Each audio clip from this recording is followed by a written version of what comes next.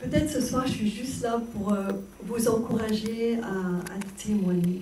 Témoigner de ce que vous avez reçu. Témoigner de ce que Dieu a fait dans vos vies. Parce que si vous le connaissez, c'est parce que quelqu'un vous en a parlé. L'apôtre Paul, il dit comment invoqueront-ils celui en qui ils n'ont pas cru? Et comment croiront-ils en celui dont ils n'ont jamais entendu parler? Et comment en entendront-ils parler si personne ne les envoie? Et parfois, en tant que chrétien, on se dit, mais il faudrait que quelqu'un m'envoie. Mais en fait, ce n'est pas une personne qui nous envoie. C'est le Saint-Esprit qui nous envoie. Si vous vous souvenez d'Actes, c'est le Saint-Esprit qui est venu. Jésus a dit, vous recevrez une puissance sur vous, quand le Saint-Esprit descendra sur vous, et vous serez des témoins. À Jérusalem, en Galilée, jusqu'aux extrémités de la terre. C'est le Saint-Esprit qui nous envoie. Lorsque nous recevons cette puissance, on ne peut pas faire autrement. Et moi, ça a été mon cas. Et en fait, j'ai rencontré le Seigneur, j'avais 43 ans. Ma vie a radicalement été transformée. Et je vais vous faire, puisque tout le monde a raconté son témoignage, ceux qui ont parlé, je vais faire un témoignage bref. Donc, moi, j'ai grandi dans une famille catholique. Donc, je suis allée à la messe jusqu'à l'âge de 16 ans, jusqu'à ce que j'ai eu mon bac. J'aimais Jésus de tout mon cœur, vraiment. Je n'allais pas à la messe forcée. J'ai fait ma communion solennelle. Ma confirmation, le jour de ma confirmation, c'était très très fort, je me souviens très bien, j'ai dit je renonce à Satan et je m'attache à Jésus-Christ pour toujours. J'avais 13 ans et je l'ai dit très sincèrement. Et je dis ça parce que je pense que pour ceux qui, comme moi, sincèrement, peut-être ont communié quand ils étaient enfants, ils ont cru en Jésus, Fils de Dieu, même si après, avec tout ce qu'on entend dans le monde, on s'éloigne de Dieu. Ce qu'on a reçu enfant, c'est un dépôt qui est là. Le Christ est en nous et il ne s'en va pas. Et il veille sur nous. On est son enfant. Et un jour ou l'autre, il nous rattrape. Donc, en fait, je pense que j'étais enfant de Dieu, mais j'étais sûrement une enfant rebelle. Et j'étais loin aussi parce que à 16 ans, mon père était militaire, on avait 6 enfants. Mais il avait décidé qu'à partir du moment où on aurait le bac, on devait se débrouiller tout seul. Moi, j'ai eu mon bac à 16 ans, monsieur, j'aurais un peu traîné. Donc, je me suis retrouvée livrée à moi-même. Et comme on avait été surcouvés à la maison, surprotégés, on ne pouvait jamais sortir, voilà, en fait, on était entre nous, on était très heureux, les frères et sœurs, c'est vrai. Mais du coup, je me suis retrouvée dans ce monde de mai 68, totalement paumée. Je ne connaissais pas la parole de Dieu, donc je n'avais pas de base. On m'a dit, tu sais, Jésus, c'est un homme comme un autre, c'est pas le Fils de Dieu. Et puis, il n'est pas, voilà, il n'est pas né de la Vierge Marie, voilà, tout ça, c'est des histoires.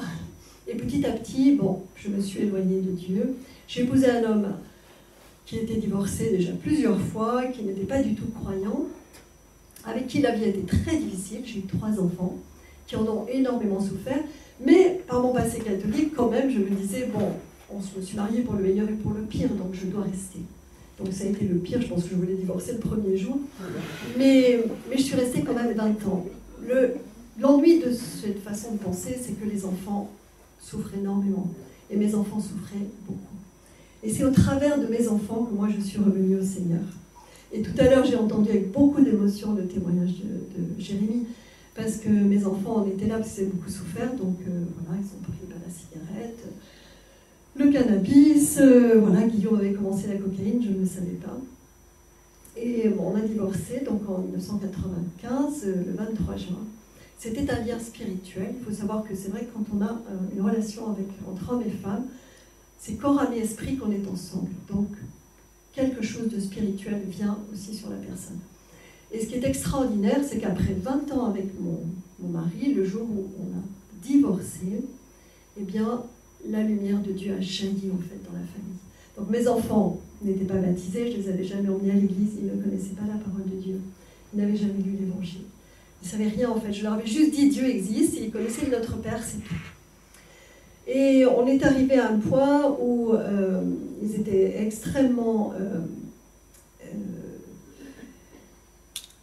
sur le point de se suicider pour Aurore, qui n'avait que 15 ans. J'ai fait une prière, la prière est puissante. Je sais que ma grand-mère, elle a prié pour moi tout le temps. Et elle me le disait au téléphone, elle me disait, ma petite Claire, je prie pour toi. Je me disais, bon, de toute façon, ça ne peut pas me faire de mal, mais je ne me rendais pas compte de ce que ça pouvait donner. Elle est partie, elle n'a pas vu que je me suis convertie, ni mes enfants, mais Dieu n'a jamais oublié ses prières. Chaque prière, Dieu l'entend. Il répond à chaque prière, vraiment. Et il a dit, tout ce que vous demandez, c'est Jésus qui l'a dit, tout ce que vous demandez au Père en mon nom, croyez que vous l'avez reçu et cela vous sera accordé. Et c'est la vérité. Et donc je me suis retrouvée un soir dans le vieil Antibes, et Aurore n'était pas là, il était 2h du matin. Et j'ai pensé à ma grand-mère, il y avait un tableau comme ça d'elle dans l'escalier, et j'ai dit, bon, ma grand-mère, si Dieu existe, c'est sûr que tu es avec lui, alors écoute, dis à Aurore de rentrer, je t'en supplie. 3 minutes après ou 5 minutes après, Aurore était là. Et bon, même si c'est vrai qu'on ne doit pas s'adresser à quelqu'un qui est parti, mon Dieu a vu mon cœur, et je voulais en fait savoir s'il était vivant.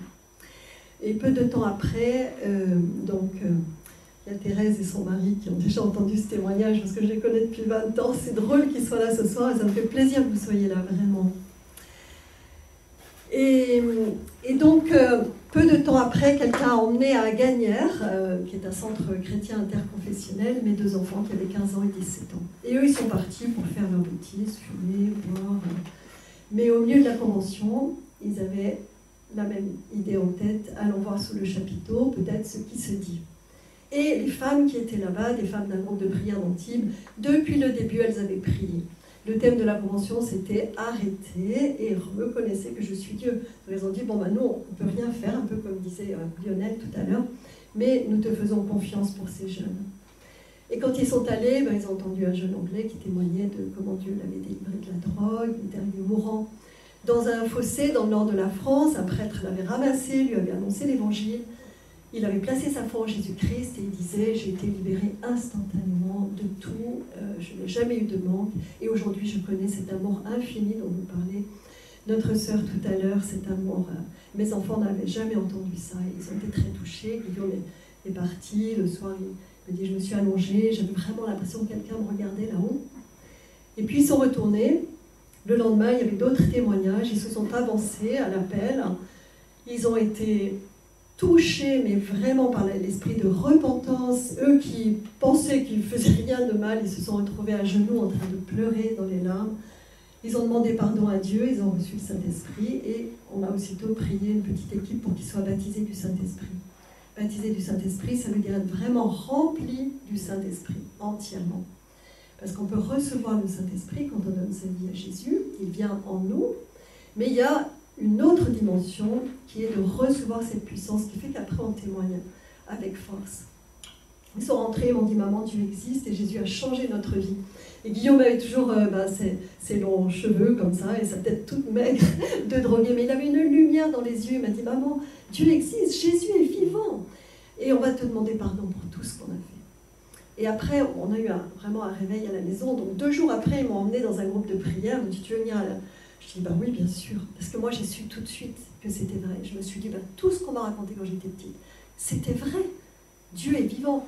Mais ce que je ne savais pas, et qu'après je n'ai cessé de dire à tous, c'est que quand l'Esprit de Dieu vient en nous, il nous transforme.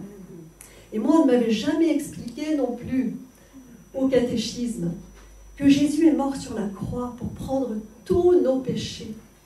À la croix, il a payé le prix de tout le péché. Il a enlevé le péché du monde. Donc c'est déjà fait pour chaque personne. Chaque personne de l'humanité est déjà pardonnée par Jésus-Christ. Mais la seule chose, c'est qu'il faut accepter ce pardon. Il faut le prendre personnellement. Et c'est ce que j'ai fait vraiment dans mon cœur. Mais je crois que je l'ai fait vraiment par la révélation du Saint-Esprit. Ce soir-là, 2 jours après, quand je suis allée au groupe de prière, il y avait des femmes qui chantaient en langue. Il y avait une telle... sainteté, moi je me sentais tellement sale, tellement indigne d'être là. Et j'ai demandé pardon à Dieu de tout mon cœur. Je lui ai dit merci Jésus. Et pardon, lave-moi, purifie-moi, viens en moi, change ma vie, transforme-moi. Et c'est ce qui s'est produit. Et mon fils Alexandre, qui avait 2 ans de plus, donc lui il avait 19 ans, donc il se disait qu'on avait fait un lavage de cerveau à son frère et à sa sœur, mais il avait quand même accepté de prier avec Guillaume et de dire bon, que Dieu existe, je veux bien le croire, mais que Jésus soit son fils, alors il faut vraiment que Dieu me le révèle. Eh bien, parce que nous, on est spontanément retournés à la messe, à l'église catholique, au moment de la communion, par la parole, par l'Esprit de Dieu, il a reçu lui aussi cette révélation. Donc en 3 semaines, en fait, on est né de nouveau, et la nouvelle naissance, c'est quelque chose d'extrêmement puissant. Hein. Paul dit, si quelqu'un est en Christ, il est une nouvelle création. Les choses anciennes sont passées et toutes choses sont devenues nouvelles. Donc c'est vrai, dans notre maison, tout était devenu nouveau. Cette maison qui était une maison de ténèbres, elle est devenue une maison de prière. Donc on avait des réunions de prière tous les soirs. Les jeunes venaient, des jeunes se convertissaient du lycée. On chantait des louanges, on allait partout où on pouvait. Et bien sûr, on est allé là où Guillaume m'avait dit ce que nous on a reçu, tu peux le recevoir aussi. Il parlait du baptême dans le Saint-Esprit. Et il m'a emmené au début de Cornerstone, cette église qui est là, il n'y avait que 20 personnes à l'époque, ça se passait chez James Mills, où Dieu avait implanté une église, comme il disait, sans lui demander sa permission. C'est trop long, si c'est trop long, tu me dis, Alexia. Et donc on est allé là et on a reçu le baptême dans le Saint-Esprit. Voilà. Et après, eh bien, moi je n'ai jamais cessé de témoigner, j'ai toujours vu des vies transformées. Et je veux vous dire ce soir, témoignez de ce que vous avez reçu. Priez avec foi, la prière est puissante. Et pourquoi est-ce que j'ai fait ça? C'est que je me disais, si personne ne nous en avait parlé, où est-ce qu'on serait? Guillaume serait probablement, comme il me dit, ou en prison, ou mort. Or, bon, il a fait des études de théologie, il est devenu pasteur, il était pasteur longtemps, maintenant il a des ministères plus larges sur Internet, mais Dieu a radicalement transformé sa vie, et si personne ne nous en avait parlé, peut-être, comme il dit, il serait mort ou en prison. Donc, moi je me suis dit, il faut vraiment parler à tout le monde, c'est pour ça que j'ai démarré les parcours alpha dans cette église en 1999, on n'a jamais arrêté, 2 par an. Le parcours alpha, c'est merveilleux, c'est un outil merveilleux pour que les gens puissent rencontrer Jésus et être baptisés du Saint-Esprit. Voilà, c'est plus qu'un témoignage que je vous donne, mais c'est vraiment un encouragement. Et si quelqu'un ici ne connaît pas le Seigneur Jésus, vraiment, cherchez-le de tout votre cœur. Et il a promis, et si on le cherche de tout notre cœur, on le rencontrera. Amen. Demandez-lui de se révéler à vous, s'il ne s'est pas révélé. Et une façon toute simple, même si vous avez une toute petite foi comme ça, c'est de dire « Pardon pour mes péchés. Je crois, Jésus, que tu es le Fils de Dieu. Je crois que tu es mort pour mes péchés, que tu es ressuscité. Pardonne-moi pour tout ce que j'ai fait de mal dans ma vie, tout ce que j'ai dit de mal, tout ce que j'ai pensé de mal depuis ma naissance jusqu'à aujourd'hui. Je reçois ton pardon. Il efface tout. Et à ce moment-là, parce qu'on est pur et saint, le Saint-Esprit peut venir en nous. Et la séparation qui était entre nous et Dieu parfaitement saint est ôtée. À ce moment-là, on lui dit, viens dans mon cœur, par ton esprit. Je te donne ma vie, tout ce que j'ai, tout ce que je suis, tout mon passé, tout mon présent, tout mon avenir. Change-moi, Seigneur. Et à ce moment-là, vraiment, on a le témoignage qu'on est enfant de Dieu. Parce qu'à tous ceux qui l'ont reçu, il a donné le pouvoir de devenir enfant de Dieu. Non pas de la chair et de la volonté d'un homme, mais enfant de Dieu par le Saint-Esprit. Comme Jésus a été engendré par le Saint-Esprit, nous sommes engendrés par le Saint-Esprit. Et nous avons la même puissance. Et c'est pour ça qu'il a dit, vous ferez des choses plus grandes que celles que j'ai faites. Donc je veux vraiment vous encourager à avancer dans la foi, à témoigner et à croire que Jésus va faire des choses plus grandes encore dans vos vies que ce que vous avez fait. Amen. Amen.